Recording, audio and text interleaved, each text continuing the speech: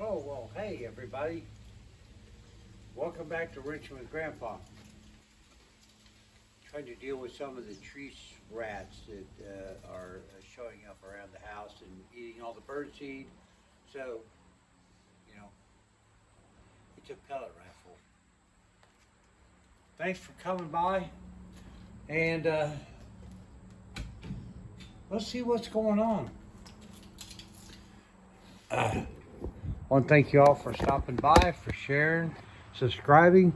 Really, guys, we're doing much better, and I do appreciate all of you who have hit the thumbs up and the subscribe button and all of that stuff, whatever. Got some more stuff going on in here with her.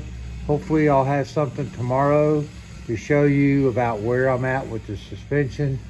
But today, and this will be short, we got some new shoes on the daily driver, the Black Widow, the classic car chase vehicle, parts runner vehicle, the vehicle that gets me from A to B reliably.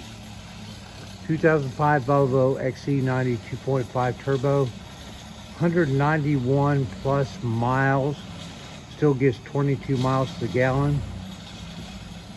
Runs great, burns no oil, and she weighs 5,800 pounds. I had a deer contact about 2 weeks ago. I had a half-grown doe run up the side of the road like 5:45 in the morning on the way to work and slammed into the side of the Volvo Focus. No damage. Can't tell any contact at all. I was totally amazed because it felt like she crushed that door, but no damage. And she survived. She was fine. She bounced off and ran down the ditch in front of me until she hopped the fence. So I'm grateful for that because I love my deer, the Wyckoff Deer Preserve, and they'll be up probably in about 2.5 hours demanding the buffet. So we'll deal with that. But today, just want to let you know, picked up some new tires so I can keep driving safely to and from work. Well, in the process, the wheels and everything are all nasty from the brake dust and everything. And I have put one coat of the hybrid ceramic coating wax on the car, and it's done real well. I mean, up close she looks like crap, but when you're looking at her from 10 to 20 feet, she looks pretty nice. But we need to clean her up because I do want to do a second coat on her. So right now, I'm just going to bring you along as I clean up these wheels a little bit, and then everything else I'll do later. But, I just wanted to show you where I'm at. Also, I am continuing today to work on the restoration of the headlights on the Tacoma. She's ready for one final pass with the 2000 grit and then clear coat. Over there, same thing. So let's get this done quick because actually, even though it's been very beautiful, I mean, I was out this morning at 5:30 and it was like 62 degrees out here. And it was like, oh man, loved it. But now it's back up in the low 90s and it's supposed to get hotter as we go into the coming weeks. So, it is what it is. It's still August. We're not out of summer yet. But, all right, come on. Focus. We're going to see how that works. I'm not real happy with that. We'll see. Hopefully it doesn't fall off the truck and I end up having to buy another phone. All right, let's see what dastardly deed we can do. Pressure washer's fired up.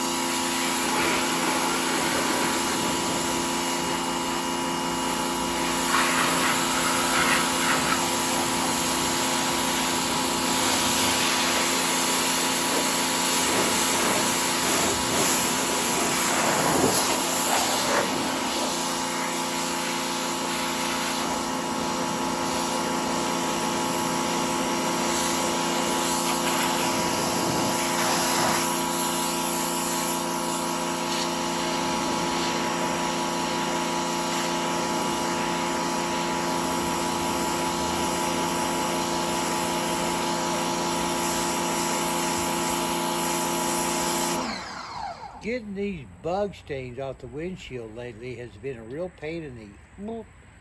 I mean, what are these? Are these bugs on steroids or what? I mean, it's almost like when they hit the windshield, they instantly turn into concrete.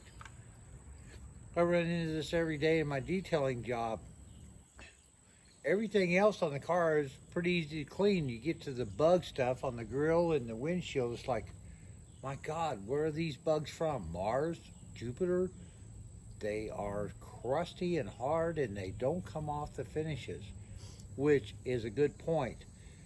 Your daily driver and everything, if you're running around and you end up with all this crap on the car and you're not cleaning it off on a regular basis, the acidity from the various things inside these bugs is going to trash your paint.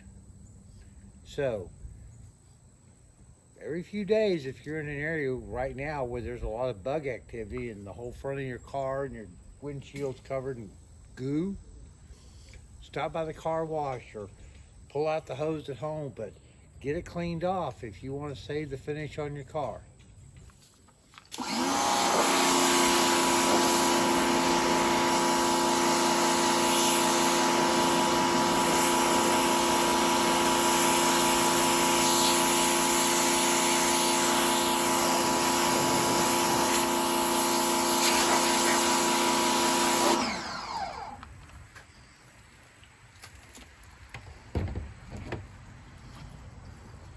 So we're going to stop right there because I still have more than enough to do.